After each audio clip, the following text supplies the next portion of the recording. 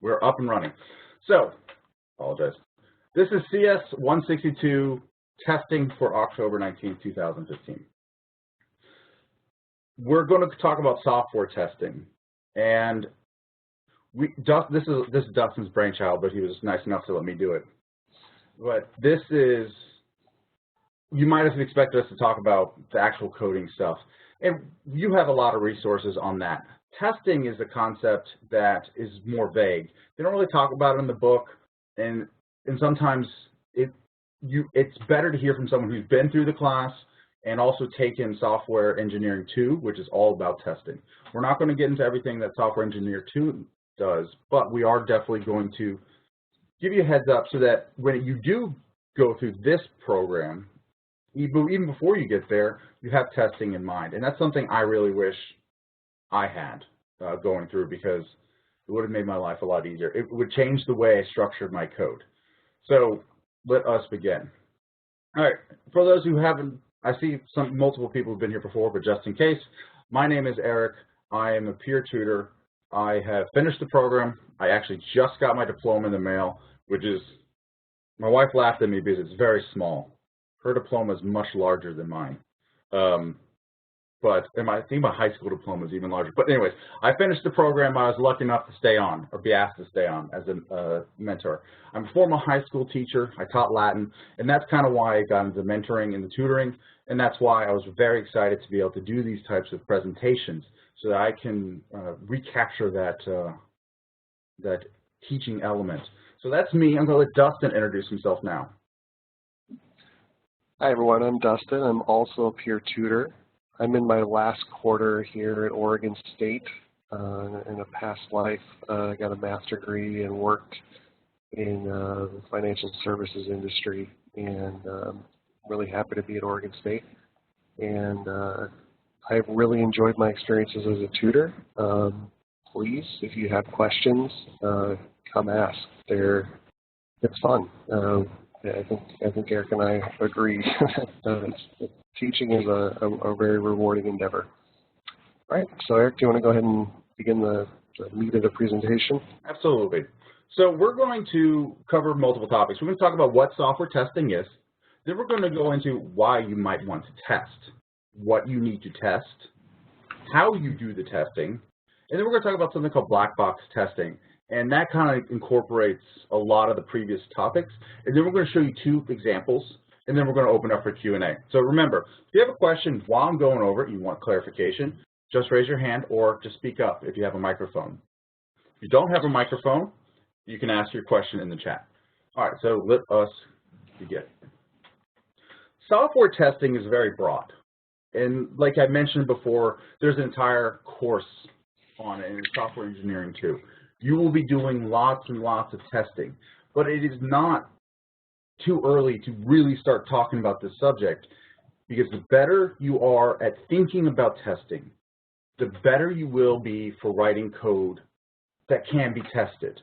And that's something that's important for, let's see, what is data structure, CS 261. A lot of their stuff is automatic. They test your code automatically using software testing techniques, and this will help you understand how they do that, because it seemed like magic to me. And also when I was in CS 290 web development, when they ran testing suites on our code, I thought it was like sorcery. Testing is also a topic that can get you a job. My friend Richard, he's still in this program, but he took CS 362. He liked testing so much, he got a testing job. He is now the head of QA, which is quality assurance, I think. Sounds good. He's the head of this at a software company, and he's still in this program. So this can get you a good job, and it's actually a lot of fun. And Dustin, he's, like I said, this is his brainchild. He enjoys this. Probably more than I do, but I also enjoy it. And there's many types of testing. And we're going to cover that as we go through this. Now, I do want to talk about a very key thing, and you're going to hear it. And I like to introduce key terms, even if you're not going to hear them again in this program, I like to introduce them early, because if you start going on like Stack Overflow, or you're searching Wikipedia, or you're looking at these other resources, you might see terms that you don't know yet. So I want to make sure you know these terms. So the term is code coverage. And what code coverage is,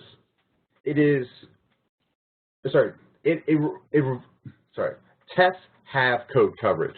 When you make a test, you can determine how much code it covers, i.e., how much of the code it tests.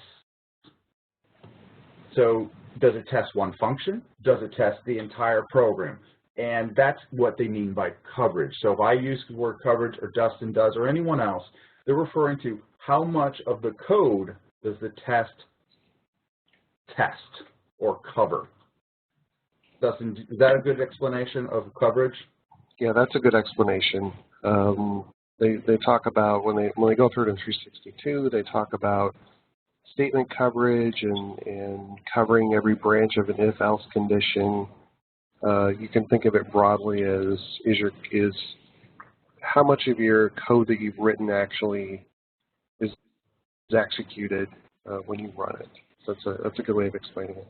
Yeah, and we'll talk a little bit about that different types of coverage, like statement coverage and branch coverage, a little bit.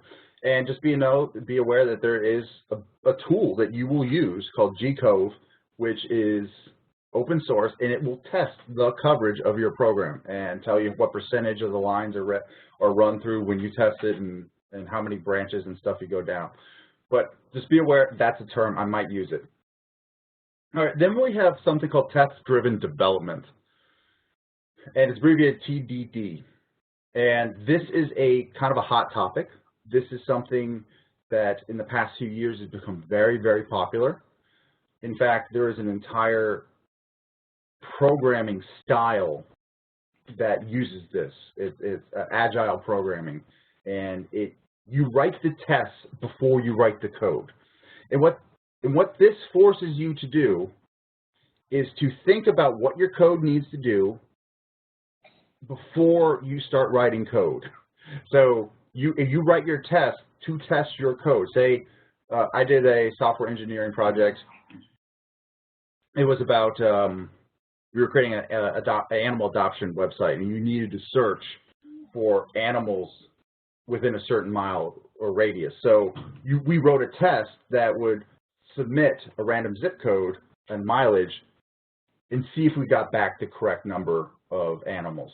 So you write the test before you write the code. That's test-driven development, and you will see that in a lot of different places, especially on job listings. So make sure, if you want to do testing, you practice test-driven.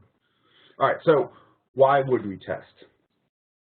We need to catch logic errors. And remember, there are three main types of errors when you program something. There's a syntax error and / compiler error. These are things that the compiler, like you left off a semicolon, you try to assign an integer to a string, and the compiler catches it. So those are easy to find. Then there are runtime errors, and that's when the program crashes. Those are not as easy to find, but you know when you found one because it breaks. But logic errors, these are the tough ones, because there's nothing wrong syntactically with your code. It doesn't crash. It's just not doing what you're expecting it to do. And that's called a logic error. And one of the ways testing can help you there, we mentioned this term branch. Think of an if-else as a fork in a road. And you need to make sure your program can take either the left fork or the right fork. If your program, for whatever reason, never runs down, let's say never goes right on the fork in the road, you might have a logic error because there's nothing that will ever allow that to happen. So testing will help you with branch coverage. Do you go through both conditions of your if and your else? Do you execute both sets of code? Or is it possible to execute both the if or the else? And it also will help you catch whether or not your algorithm is correct. So say you wanted to find, you had an algorithm to find the shortest route between, or sorry, you had a program that calculated the least amount of coins to give someone as change. And you know you can actually physically do it by hand.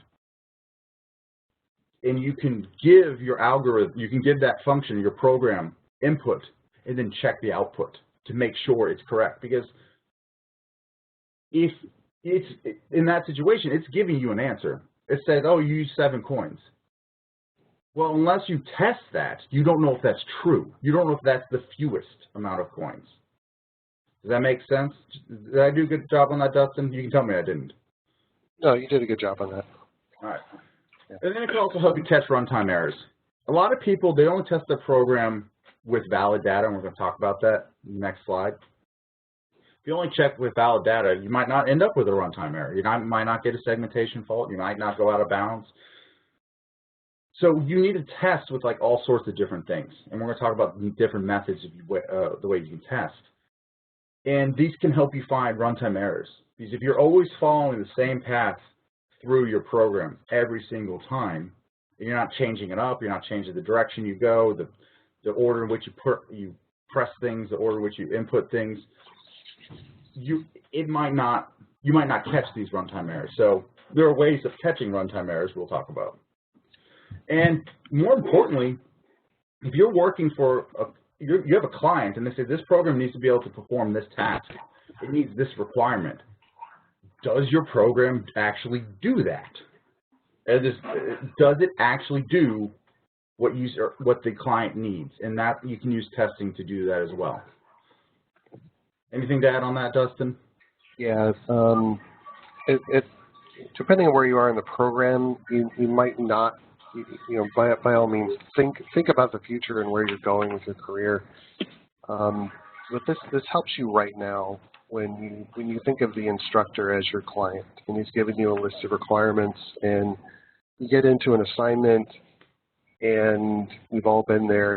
You're just trying to understand what's the syntax and what's the right thing, and do I put a semicolon? So you can easily get lost in those kinds of details and kind of forget the big picture. So if at the very beginning you've come up with these tests and thought about what you're supposed to be trying to do, and you've already written the code that would do that, the test code is what I'm referring to, that makes your life easier, so much easier. Because then you come out of those details and you go back and you're about to turn in your assignment, you're running your test suite. Oh, I forgot to do feature X. Wow. Okay, let me actually go back and build that. So it's relevant to you right now. It will really save you a lot of headaches. And that's a very good. That is absolutely excellent. And one of the things I'm going to just add onto it. For example, when you're making a website, you want to make a login system. You write these. This is a test-driven development. You write the test beforehand. I need to make sure my program deals with a username that already exists in the database, and so all the tests fail originally. You get all these red things popping out, and this happens when you do, especially when you do something called Ruby on Rails, and it's one of the fastest growing web development frameworks. But you get all these red things, and then as you write your code, your code starts passing the tests one by one. And so, just as Dustin said, if you write those tests that your program will fail because you haven't written any code, you know how much left you have. You know you won't forget something. Does that make sense, Dustin? Yeah, absolutely. Yep. All right, so that's why we test. So let's talk about what do we test. Don't assume good inputs. And this is something I told Dustin, this is my catchphrase, don't trust the user. And he laughed because I ended it with, they're stupid and they hate you. The user will do things you don't want them to do. The user will do things that you didn't know the user would ever conceive of doing. Think about ever trying to teach an older person how to use the internet. You're just oh, just click on that, and they do something. I mean, I walked in somewhere on someone and I go, I don't even know. They changed the television to Spanish, and I don't even know how they did that because I don't know how to do that. So don't trust the user. They're going to screw up. And this also kind of goes back to what I was talking about in the CS290 lecture I did earlier. Don't trust the user because they might try to break your program as well. They might be malicious. They might be trying to crash it. So you always need to validate what the user puts in. So one way of testing if your code validates things, one way to find out if your code accepts or validates things in an appropriate way, prevents crashes, prevents mistakes, is to test. And you can do that in multiple ways. You can test for non-numeric values. You can test for, so say you want a number and they give you a string. You need to test for that to make sure that's not going to break your program, that your program can handle that situation. If you only want positive numbers and they give you a negative number. If you want integers and they give you doubles, or you want doubles and they give you integers. And also garbage data. Say you allow the user to open up a file and the file is just full of junk. The file they type in to open is just full of junk. You need to make sure anything that is going to be put through your program is valid. And the way, so you need to write that. The test is not going to make that happen for you. What the test is going to do is to see if you handled it correctly. So you will write the input validation for your programs, but then your test will try to break them with invalid data. And this will help you find those runtime errors that break it. Like I said, you want an integer and they give you a string. Or this one you might have seen, my favorite is you ask for one number, they type one number in, they press space, and they type another number in. And you only use CN. You didn't like use getLine or something, and all of a sudden, now you got this extra stuff in the buffer. A testing suite test can help you figure out where that problem is occurring. And again, they could also help you find logic errors. I keep putting that there because it's very important. Anything else to add, Dustin? Yeah, when you're coming up with these bad test inputs, it's not easy. It really takes a lot of thought and care to come up with the kinds of inputs that might happen and what you think you need to handle. You might need to put in more thought into the test than you did into writing the code. It's because it's a pretty complex task. So it's a skill that you have to develop. And without planning, you won't know what test to write. And we're going to talk about some ways of, like I said, of automating this process a little bit to help you fix it or help you run these tests. Now this next, oh no, Dustin, I'm not in presentation mode. Hold on, I'm going to go in presentation mode just for this next slide because it's fancy. Where is presentation? How do I do this? View? Aha! All right, we're going to the next slide, and then I'll go back out because it allows me to see things better. All right. What to test? Nothing. That sounds silly, but wait. Apparently, this is the perfect time for my speakers to reinstall. Whatever. All right, back to the slide. What to test? Nothing. Oh, fancy. Well, not nothing. And this is something that Dustin thought about because I didn't think about it because I overlooked simple things. Well, maybe it's not that simple. You need to test if someone doesn't give you anything. You need to test if you're asking the user for input and they just press enter. Well, with nothing, well, how do you handle that? If you have a text field on a web page and it's a required text field and they give you nothing, how do you handle that? Your code needs to handle that. So you need to test your code with empty inputs, empty files, empty strings, blank text boxes, missing data. And that kind of goes back to you need like say you're doing GPS coordinates and you're using the 8-digit system, and they give you 7. Well, what do? You can't just run it without the 8th digit, do you ask them for more information? Do you give them an error message? Do you crash? What is acceptable? Your client will tell you what's acceptable. If they say, I only need you to worry about if you have good data, well, you know what? You don't necessarily have to test if you have bad data. A good software engineer might do it anyways, but this is all based on what the requirements of your program are. So you test to the requirements. You're never going to write perfect code. Your code will never be perfect. Your software will never be bug-free. Your software will never be 100% test or pass every single test that could possibly ever be thought of. What you need to decide is what testing applies to what you're doing. If you're someone, Dustin was mentioning the instructor who does the lectures for software engineering 2, he wrote code for the Mars lander or the Mars rover. He wrote the testing code for that and stuff. Well, if you're sending something to another planet, it might require more testing than if you're writing a simple app for a phone like Angry Birds. So you know your audience, know your requirements, but don't overlook empty input. All right. Dustin, anything else on that? Yes, you alluded to it. I wanted to kind of expand a little bit. There's this idea of what happens when you get bad input, and what do you do with it, and what response makes sense. That gets into software engineering, and it might have to do with the domain that you're in. For a Mars lander, a crash would be unacceptable. Which happened. Which did happen. For a web application you're building, you might very well find a crash is fine. It just depends. It depends really on what the client wants and what makes sense in the context.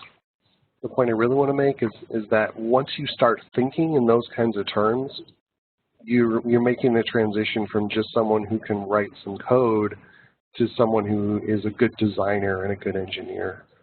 So it's, when you kind of catch yourself saying, wait, well, I don't know, do I crash? Do I exit? Those are excellent questions to ask.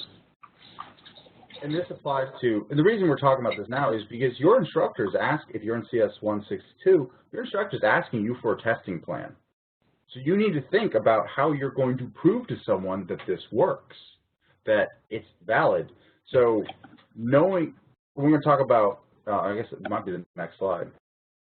Oh, hold on.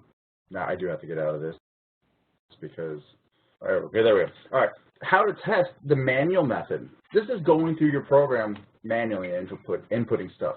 This is the type of test your instructor's probably expecting. You tell them, you're going to say, all right, use this input, you'll get this result. Check this by giving it this input. So you're walking through a given path of the program. And your instructor's probably not looking for something very complex, but it should help you think about, how am I going to prove that this works? How am I going to prove that it does what it's supposed to do? And there's the manual method, and this happens a lot with QA for like something like you guys have probably all heard of open betas, where and often happens with video games, but also happens with other software. For example, Windows 10 had in software they call them previews to make it sound fancier, and they're doing you a favor, but you're really doing them a favor. Because in a preview, software preview, you're helping them find bugs by using the software. And when you have an in-house quality assurance program for a video game or something, or software, those people are actively trying to break the program. It's their job to try to break it. So that's the manual method of testing. There's a limit to that because you have to pay someone to do it.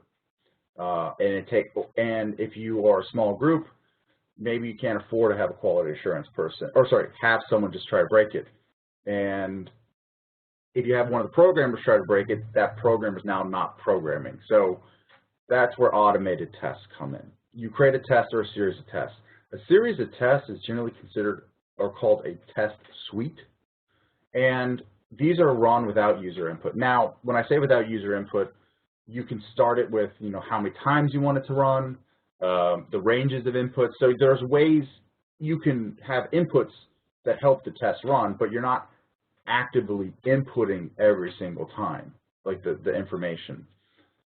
So these run over and over and over and over again, like a for loop, 200,000 times. I know in software engineering 2, I ended up having programs run in the millions of times of my tests just to see if I could break it. And this is very useful, and this automated method is often used with random testing, which is you just throw random inputs at your code and see if it handles it correctly. And it's very helpful because I had bugs that didn't show up unless I was running it in the millions, or didn't show up consistently unless I was running it in the millions of times. So automated tests are very powerful. And those automated tests are also the type where you have test-driven. And these are very, very useful when you're writing code. Because one of the things you will do in your career, you will write code and it will work. And then you will try to add something or change something. And then you will break the part that worked before. And that's called regression testing or regressive testing, Dustin? Regression. Regression testing. And what that is you test the stuff that worked before to make sure it still works. So with tests, like for test-driven development, where you write all those tests beforehand, and you run them, you run them regularly to make sure your code is still producing what you're expecting it to produce. And if what you just did broke something before, you will know at least where to look. It's the thing you just changed. And then I mentioned random testing, where you just throw random data, random numbers, random strings. It could just be anything. And then there's something called fuzzing, which is pretty fun. And it's kind of like random testing, and I'm not going to explain it really in depth, but it's basically taking files that work and changing like a bit, like one random bit in that file from a 1 to a 0 to see if it breaks the program. And that's used to find exploits on security exploits. And it's a very, very, very useful field, but very few people do it. Very few people who are employed by the companies do this. It's always someone outside the company that does it for fun, or they work for some sort of, think tank, and they do it, and they find security exploits, and they tell the companies to fix it, and they go ahead and fix it. Not really, but at least they were told. And then I want to reiterate, test valid and invalid data. Input. Because if you're only testing input that works, you're more likely to have it work. If you're always using the same input to test over and over again, you're not likely to generate an error. So change the inputs you're testing, and test valid and invalid. Dustin, what you got? Oh, you covered that pretty darn well. All right. Yeah, let's go with that. All right, so this kind of brings us to black box testing. And this is interesting. You might have covered this in geometry or something else in your math past that is so far away you don't really remember it.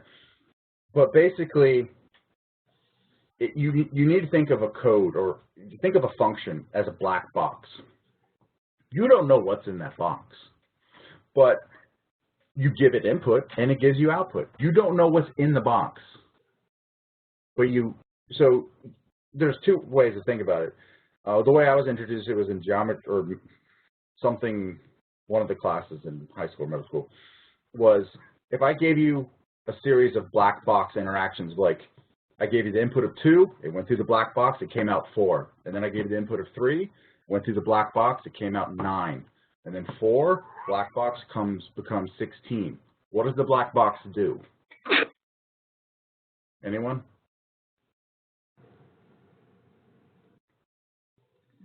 Was that a hard one? I didn't think so. 2 becomes 4, 4 becomes 16, 5 becomes 25. What's the black box do? Someone, chat, say something. Dustin? It'll square it. Sounds like it's a square. All right, excellent. It squares it, okay? You don't care how it does it. You don't care if it does it to so many significant digits. You don't, oh, sorry, you might care, but you don't know, because it's a black box. You can't look into it. When you test your software, black box testing is very useful, because if you don't know how it works, if you give it to someone who doesn't know how it works or doesn't know how it gets the answer, they're less likely to produce input that is favorable to your algorithm that's inside that black box. So you need to treat your input separately from what that black box actually does. The only thing you care is that whatever you give it, it produces the correct output. So in that example I had, oh sorry, all right, one example is string length, string.length. You don't know how it does that. You don't know how it finds the length of the string. Or when you do like a vector, resize, you resize the vector. You don't know how it does it, but you know the appropriate output. You can check that it was done correctly. And that's what black box testing is. You take known inputs and you can test it against expected outputs. And that's what's going to happen when you start having instructors grade your code automatically. They're going to have a script that feeds in information. It's going to get that information, or sorry, it's going to get the output, and it's going to check to make sure it's what they expected it to be. And this is also, again, useful for test-driven development. Because if you write your test before you write any code, you obviously don't know how that code is written. It's a black box. But you know what the code is supposed to produce. You know if I give it this input, it should produce this. So for example, you're trying to log into a website. It's given a username and a password. The outcome is either it allows you to log on or it doesn't. That's the acceptable outcome. You don't know how it does it. So when you write your test-driven development, when you're doing test-driven development, you write tests as if your functions are going to be black boxes. And the reason I really want to talk about this is, if you've attended one of the earlier lectures about where we talked about functions should be small, they should do one thing and one thing really well, it's because of testing. It's easier to test a function that does one thing than to test a function that does a bunch of different things. You can, and you'll see in the examples next, how we use this black box idea to test our functionality. And this, again, is you can create test suites that are run automatically, that you don't even have to type in the inputs. It's automated for you. And that's because you're treating your functions as black boxes. Because a lot of testing I started doing before I learned about this stuff is I would just have a cout before and after a function to see if, like, did it change correctly? Whereas now I can write code that tests that function without having to write all the other code. If I want to have a code that finds the mean, if I have to write a function that finds the mean between a bunch of numbers and then use that for something else in my program, well, I can just write a mean function. And I can test that by giving it numbers and seeing if the numbers are correct. And you can do that through black box testing. And as I mentioned, this will test your functionality. I know OS operating system does it. CS261, which is a data system, does it. CS290 does it. You have to write your own automated test in CS362, which is software development 2. Sorry, software engineering 2. So this will happen a lot, and to make sure you're familiar with it. Dustin? I would just add that this idea is really good for planning again. And as you're trying to sort out what an assignment is about, it's an approach that I'm taking today with an assignment that I don't really understand. I don't really understand the problem statement that well. So I'm trying to, as a way of getting into it, write some tests so that I understand what the end project is supposed to do exactly. And then I can go and write the code to do that much more easily. So this idea of black box testing is very useful. All right, and we're going to see an example of that right now. All right, so this is This is a manual test. And so I'm going to walk you through each line, or sorry, I'm going to walk you through the general what it does. So basically what it does is we're going to test whether or not a square function we wrote. Notice we're not looking at the square function. We don't know how it's written. We're going to test if the square function worked. Manual testing. In this situation, we've got an integer. We're going to have a integer a, and that's going to be user input. So we're going to have the user input a test value. And remember, this is a test. This is not part of the program. This is not part of whatever program that is using this square function. This is just to test the square function. So you can write your code you can write your all your functions, and you can test them one by one in a separate file by including this .cpp and include statement. So just assume the square is written somewhere and it's being included. All right, so what we do is we get the user input A, and then we send that A to square, and the expectation is square is going to square A, multiply it by itself, and return that value. So here we go. It got B. It has B. So we test. Does B equal? If B does not equal A times A, because you can assume that math works. You're allowed to make some assumption in testing. You're allowed to assume that A times A will be A squared. You can assume that math works. So if B does not equal A times A, you obviously haven't squared it. So now you have an error. So this error produces a message, and I think Justin had it earlier, but I think I deleted it like an idiot. He talked about having useful error messages that are actually very descriptive. So you say error when input is blank, output is blank, and then you put the expected output. And what this does is, if you just say error didn't work, you don't know what type of inputs are causing the error. Because remember, well, again, this is manual testing, but you'll see next that you could run this multiple times over and over and over again automatically.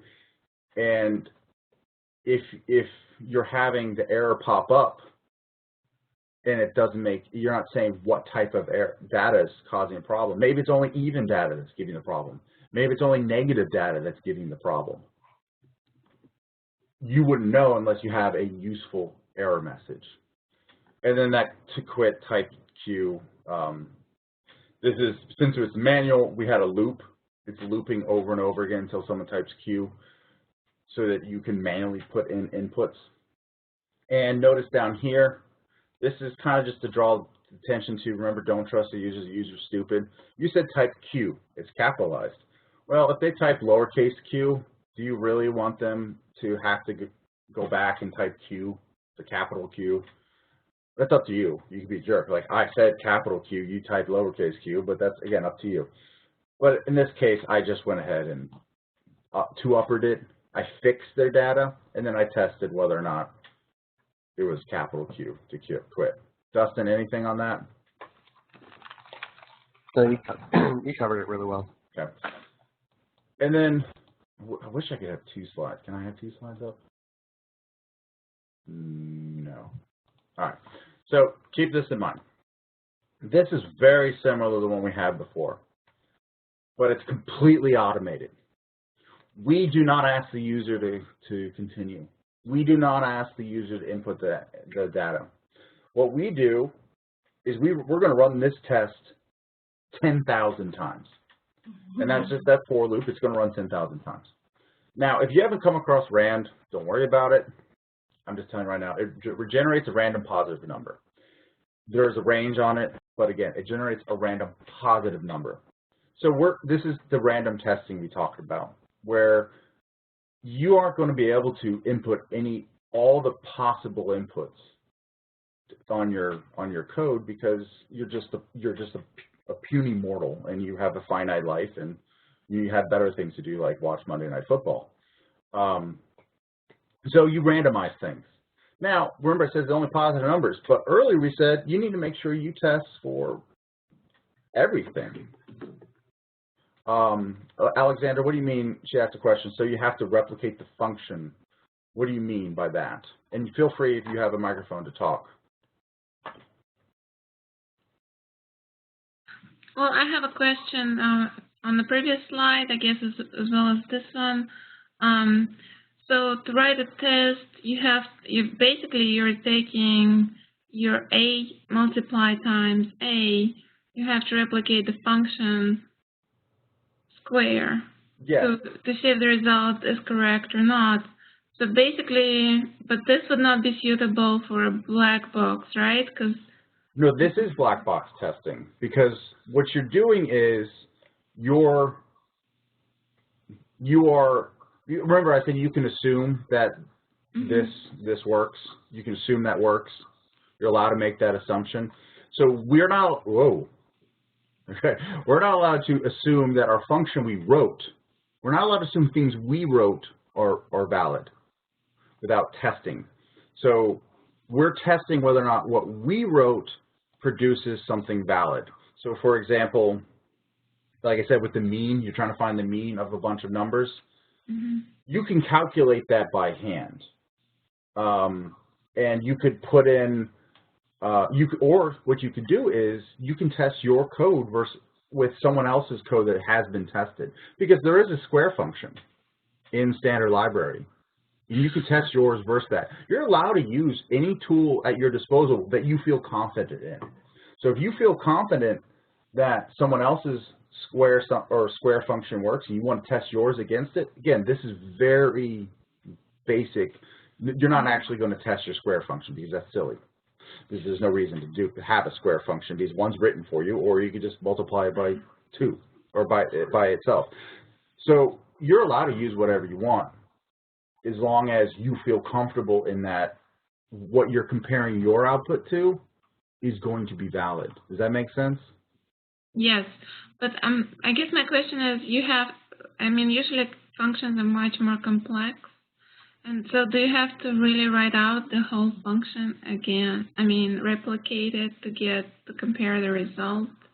Okay. All right, this is I'm going to use an example I had with software engineering too, and it might help you understand because it's more complicated. All right, it dealt with a card game, and we're not going to talk about which one.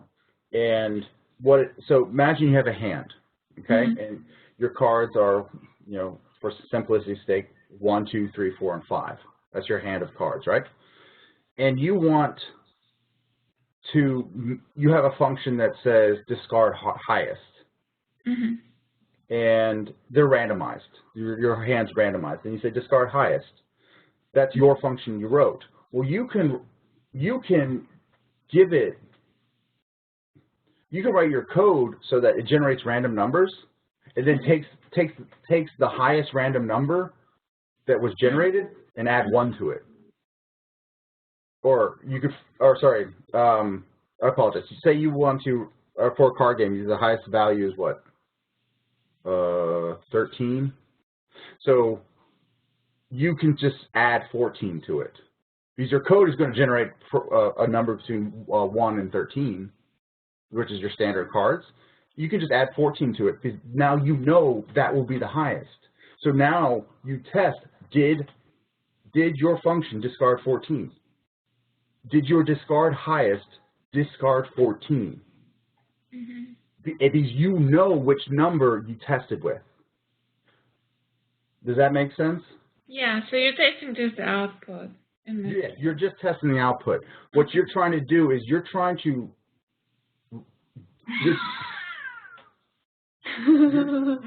that was a cat outside my window.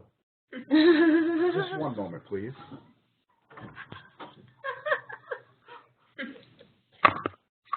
So I think what Eric is explaining is that you don't have to write 2 functions that do the same thing. Okay. Like, so that's not really the idea. The idea is that you can take that black box and then you can. One way to do it is to take your function and to test it against other code that you know does the same thing and that's well-known, very good code, thoroughly tested. make sure that yours works just like that one does. That's one way to do it.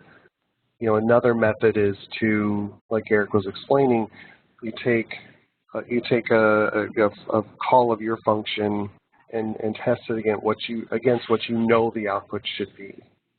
Right. Okay. So, yeah, you're welcome.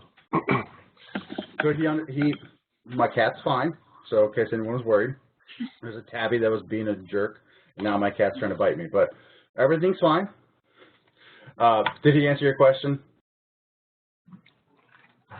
Was that a yes? Thank you. Excellent. Yeah, it's a little complicated, and especially when we're using such simple examples. But you'll see, I highly recommend you guys look at the automated tests and see how they do it, especially in CS261. So back to the automated test, we're randomizing a number between 0 and whatever the highest integer is. But we need to decide, we need to also test negative numbers. Because you can square a negative number, we need to make sure our program squares negative numbers. So what we do here on this line, we have another random in case you don't know what mod 2 does, this basically says create a number between 0 and 1, and if it's 0, execute. So basically it's 50-50 chance we're going to get a negative number. And then what we do is we change that number into a negative number by multiplying it by -1. So these are things you need to think about. Well, how do I need to test the negative numbers. You can't produce a random negative number, so you need to decide how you're going to do that. And this is a good example of how you do that. And then again, this code is exactly the same as before. You call the function, you get the output, and then you check to see if the output's correct. And this is just an automated way of doing it. And this is a way of doing it that you can just press enter and then walk away for like hours and hours, and it runs the test over and over and over and over again. And you see if you get an error. You come back and you get an error report, because this will only display if there's an error. Now, if you come back and there's a bajillion errors, it'd be hard to go through. So that's something you'll think about later. So with the Q&A, I just want to reiterate, do you need anything gone over again? What didn't we cover that you want to know more about? Like Alexander had a great question. And if there's anything else we haven't talked about that you're curious about, this is your time. So who's got questions?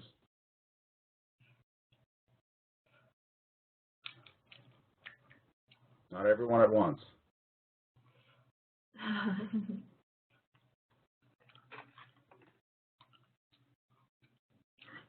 All right, well, if no one has any questions, we can call this an evening, and I can go watch DeMarco Murray not get any points for my fantasy team. And I can go see if my my cats want to be friends again. So thank you all for coming. You guys are what make this worth it, that you guys are here. Dustin and I made a decision, if we have people here, we will continue to do them. The moment we don't feel like there's enough people showing up, we're not going to do them, just because, again, we're not instructors. We're not paid as instructors, we're paid as tutors.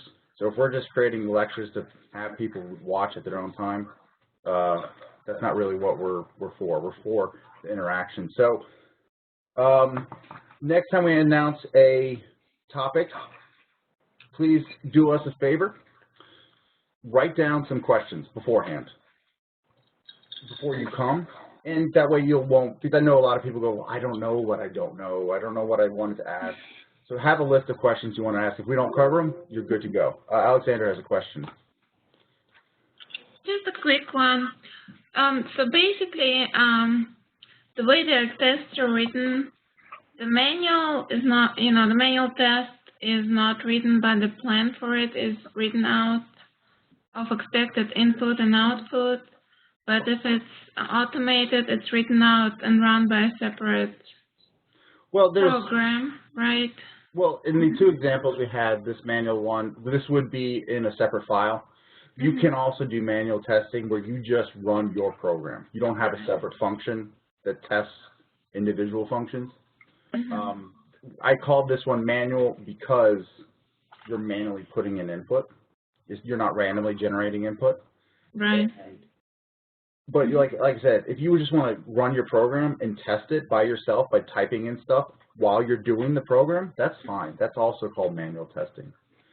You don't always have to have a separate file. This is a little bit of a mixture between manual and automated because it repeats itself over and over again, but you still have to provide the input. Okay, I can see how you can write those two tests, you know, after the fact, after you have written the program. But how do you write a test before, you know, before like an agile development, before you actually have the program? Okay. For example, and I mean, I'm just going to use this because it's right here, and if you want me to make another one up, I can. I haven't written the square function, but I can still test it because I know the output. Or what, Dustin, you got something? I'm drawing a blank. The only example I can think of is the one I'm working on right now. It's not particularly simple.